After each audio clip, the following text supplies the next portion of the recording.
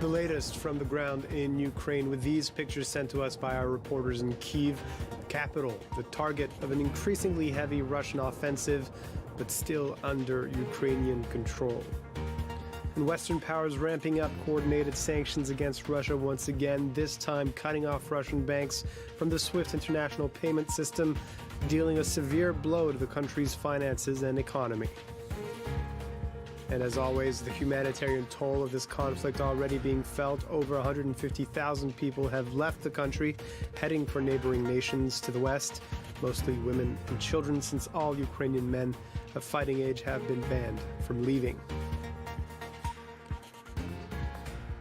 Those are the headlines this hour. You're watching France 24, and I'm Charles Pellegrin. Well, at the end of day 3 of fighting, at the beginning of day 4, Ukraine's capital is still under control of Volodymyr Zelensky's government, but Russian forces still unrelenting in their assault on the city. The battle continuing this night, with Russia ordering an even bigger push of its forces from all directions. Our reporter on the ground, Abdallah Malkawi, bearing witness to explosions and missile fire, as you can see from these pictures.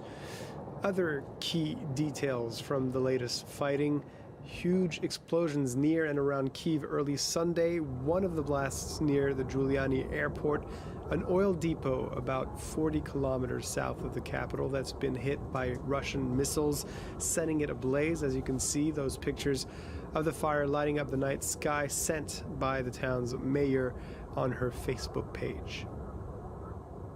Шановна Васильківська громада, Dear residents of Vasilkiv, you all see what is going on. You see the fire.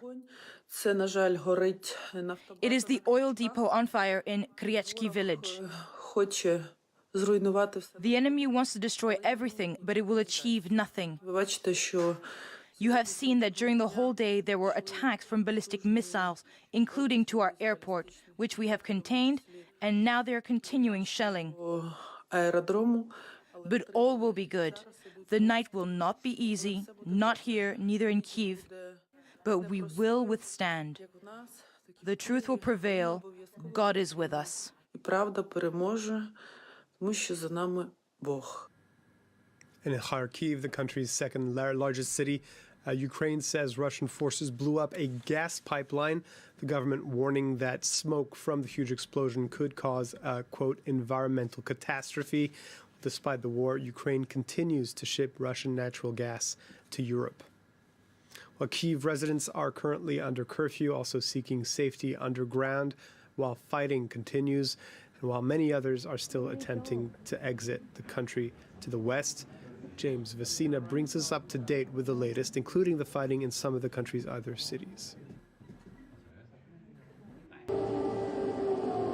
As darkness falls on the city, Kyiv goes into curfew. The mayor warns that day or night, any civilian on the streets between now and Monday morning will be considered as the enemy, as soldiers try to push back the Russian army. Earlier in the day, these were the scenes at train stations across Ukraine, as people flee to neighbouring countries. The first refugees arrive in Poland and Germany.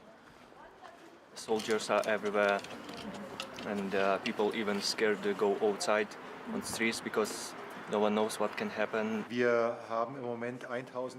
We currently have 1,300 places available, and we will double this in the next 2 or 3 weeks. We are increasing our staff, bringing in Russian and Ukrainian speakers to meet this challenge.